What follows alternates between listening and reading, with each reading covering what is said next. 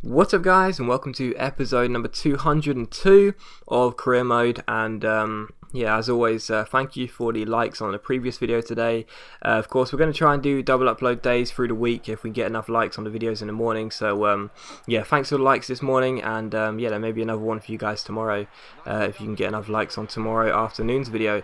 But anyway, we start today's episode off in Career Mode, episode 202 against Stoke City, and Cagliari Yelen gives us the lead here to make it 1-0, but we had such a congested fixture list, you know. It was a really difficult game. Did have to rest a couple of players, and Ryan Shawcross here makes it 1-1. So it looked like we were going to drop points here at the Stadium of Light, but here you see with 4 minutes to go, Wakaso picked the ball up here. Lovely Sunderland counter attack. Ronaldo finds Redmond down the right hand side. So much pace Nathan Redmond has. He chips the ball into Wakaso. I had two players to sweat it to, but fuck that, I can't stand sweat so much. It's, you know, I mean, I don't mind sweating every now and then. You know, I'm not immune to sweat. I do it now every now and then, but yeah, I do like to try and do it myself sometimes. And Wakaso makes it 2-1 to Sunderland, and that is how the game finishes. So we were bailed out by the substitute with just a couple of minutes to go, and we get all 3 points, which is fantastic. Anyway, we take on Aston Villa in the next game at the Stadium of Light. So after just about seeing off Stoke, I was hoping for a more positive result in this one. I mean, obviously get a positive result as a win, but you know, do it by more goals and with more than 2 minutes to spare. But anyway, how about this? 5 minutes in, Craig Gibson, what a strike. Oh dear, feeling so unwell today. Craig Gibson, what an absolutely fantastic strike that was by the former Blackburn playmaker. That was brilliant. Scott Redmond making his debut, plays it to Gibson, and Gibson just rifles the ball in off the post. That was an absolute screamer from Gibson, and yeah, that makes it Sunderland 1, Aston Villa 0, just 5 minutes in. So really pleased to take the lead here. And of course, after only just seeing off Stoke in the last game, I was delighted to take an early lead and look so comfortable, but I shouldn't have said that, because 5 minutes in, Aston Villa managed to level the game. Labrian was played forward, and he just about managed to squeeze the ball underneath Gaza, who came out, but just about wasn't quick enough really. And I'll tell you why, it's because all of those physical attributes have been decreasing. You know, if they weren't decreasing, he would have been quick enough. But anyway, Andy Evans hits the bar here, and Villa managed to clear the ball, but Dan Lewis collects it and plays it back to Andy Evans, who picks the ball up here. Played it back out wide to Mayoral down the left hand side here against Eric Lehigh. Cuts inside, nice dribbling from Mayoral with those 2-star skills. Finds Dan Lewis finds Jack Christie, and Christie hits the post. So twice in the same phase of play we hit the woodwork, and we just can't put the ball into the back of the net. But just after half time, Watamelio finds Dan Lewis here. Lewis plays the ball out wide to Mayoral. Mayoral with a fake shot here, gets past Kieran Clark, who have a lovely ball roll and turn. Brilliant stuff from Mayoral, and it's a fantastic finish as well into the back of the net. So Mayoral makes it 2-1 to Sunderland, so back in front. Made a triple substitution here. Like I say, we had such a congested fixture list. We had to use every single player in the side. That included players such as Nsaya, of course, that young giant from Ivory Coast we have in our side, 16 years old. We win a free kick here though with 6 minutes to go, and of course we've got so many tall players in our side. Nsaya, Max Simpson, of course, you know, Prosser as well. So many giants in our side, so I thought, you know what, give it to Gazaniga, Mr. 96 kicking, and well, you know what's going to happen, don't you? He floats the ball into the far post, and Max Simpson, the giant, 6'9", gets up, heads the ball into the back of the net. You know, it was it would have been a I was going to say, it would have been bad if you missed that, you know, because he's so big, it's impossible for him to miss. But anyway, Max Simpson heads the ball into the back of the net, and that makes it Sunderland 3, Aston Villa 1. So another win, really good, and great to rotate the squad around and still be able to get wins. So I was really pleased with that. But anyway, we took on Inter Milan in the next game, and of course travelling to the San Siro. Of course that was our former stadium when we managed AC Milan. Travelling to Italy to take on Inter Milan. It was 0-0 in the first leg, so a goalless draw. And how about this, Matthew Wakaso now.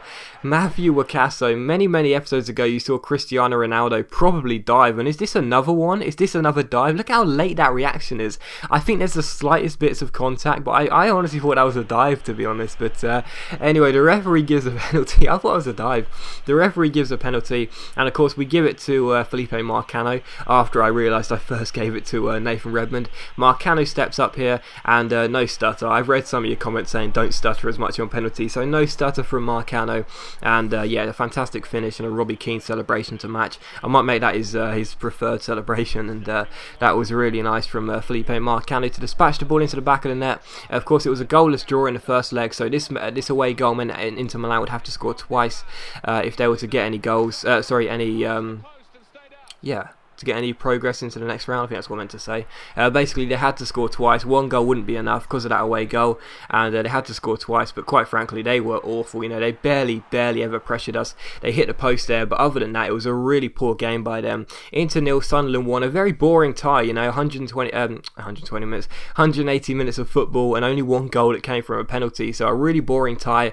But we go through to the quarterfinals of the Champions League. That's all I care about. You know, I mean, it was a boring tie, but I don't care. We're through to the next round, and that's good enough for me, so that's good. But anyway, we take on West Brom in the next game. Like I said, such a congested fixture list. We take them on in the FA Cup quarterfinals, and to be honest, the one thing we couldn't have was a replay. You know, like I would have rather have lost this game than have a replay, because the fixture list is just so congested, it's crazy. And anyway, in the 32nd minute, we take the lead through Wakaso, so it was looking good so far. So far so good. No replay was planned as Wakaso heads us in front here at the Hawthorns. And on the stroke of half time, Kurt Zuma wins the ball in the air here. The ball gets played to Ronaldo. Ronaldo with a lovely little scoop turn to get around his man. He finds Wakaso. Wakaso with the Ronaldo chop and the fake shot inside and the side foot finish into the back of the net. Wakaso makes it 2-0 here. So yeah, as things stood, no matter what, we would not have a replay because we were just dominating West Brom. But unfortunately, straight after half time, well, I make so many defensive errors, and unfortunately this was one of them. The ball hits the post, it comes to Corman. I was perfectly positioned with Jack Robinson. Had I just stayed there, that ball would have gone straight into his legs and I could have cleared the ball. But it's 2-1 to Sunderland. West Brom back in the game. Maybe not a defensive error, but I'll tell you what, this one certainly was. Courtois with the chest, and oh my god, why didn't I power that up more? I just tapped triangle to try and through the ball away out of the West Brom attackers, but instead I gave it straight to Brown. It's 2-2, and what did I say at the start of the game? We couldn't have a replay. Unfortunately, we've got one through an absolute howler by Courtois. My fault, of course, but even so, absolutely shocking. And we have a replay, and you'll see in the next episode just how bad the situation is in terms of congested fixture list. It's crazy. It's genuinely crazy. But anyway, we have 3 scout reports here. Again, I've read some of your comments saying, you know, why are you not signing this player? Why are you not signing that player? Quite frankly, I'm just looking for the best players, and I tend to wait 2 or 3 months before making a signing.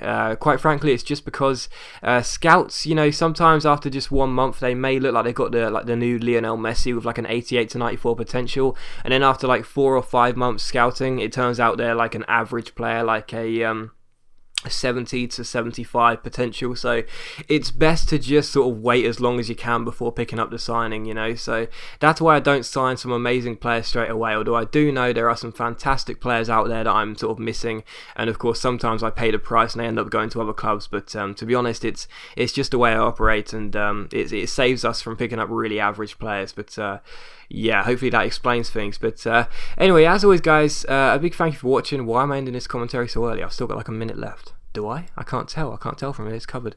But anyway, I'll just end it anyway. As always guys, a big thank you for watching.